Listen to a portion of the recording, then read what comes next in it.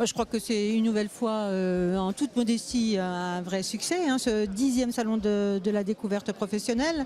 On avait commencé donc dans l'année scolaire 2006-2007 de façon très artisanale aussi à Mécanica, dans les locaux de Mécanica à l'époque. La recette, on va dire, la manifestation, c'est toujours plus ou moins reproduite de façon égale, en s'amplifiant, toujours de nouveaux stands, de centres d'intérêt pour les élèves, pour leur donner toujours le plus de goût pour les études scientifiques, technologiques, la recherche, leur donner de l'ambition.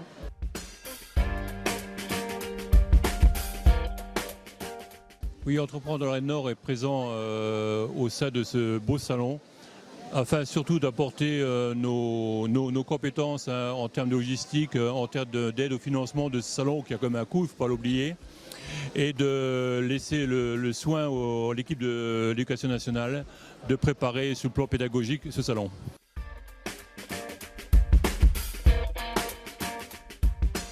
Je crois que c'est encore une fois d'ouvrir les jeunes vers les métiers qui leur sont proposés. Alors c'est vrai que la difficulté, c'est comment les intéresser à 15 ans. Parce que finalement, ils n'ont que 15 ans. Et se projeter vers l'université, on se dit comment on peut les attirer. Le meilleur moyen, c'est de pouvoir leur montrer des choses concrètes. On n'est pas dans les livres, on n'est pas sur l'ordinateur directement.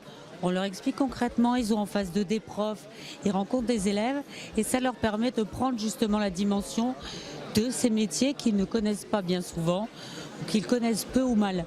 Donc je crois que c'est vraiment hyper important de pouvoir les rassembler ici et de leur présenter une palette. On n'a pas tout, on n'aura jamais tout, c'est trop important, mais de leur présenter une palette de tout ce qui existe aujourd'hui sur le secteur.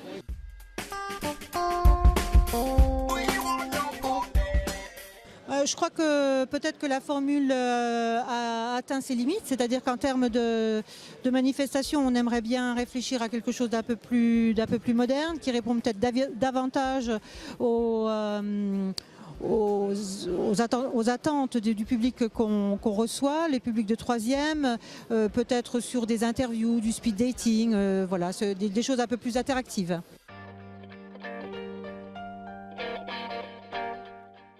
Continuer sur la même voie et puis essayer de faire encore mieux avec beaucoup d'innovation au niveau des exposants et puis essayer d'attirer les élèves par tout ce qui est effectivement numérique parce que ça les intéresse bien, ne pas rester statique dans les stands parce que ça marche pas et voilà, aller à la rencontre des jeunes parce que je pense que voilà, on est là pour eux. C'est effectivement une belle réussite, hein, il faut le souligner. Toutefois, je crois que comme chaque chose, il faut pouvoir évoluer et déjà l'équipe travaille sur la 11e édition qui aura un caractère tout à fait différent de ce qu'on a connu pour les 10 premières années.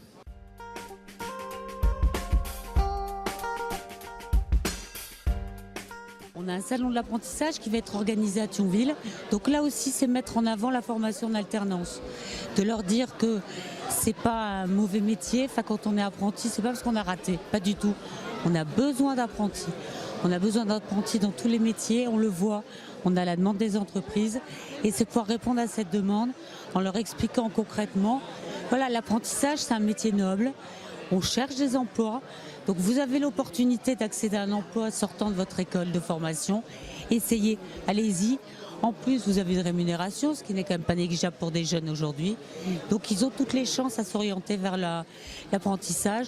Ça va du CAP évidemment au diplôme d'ingénieur.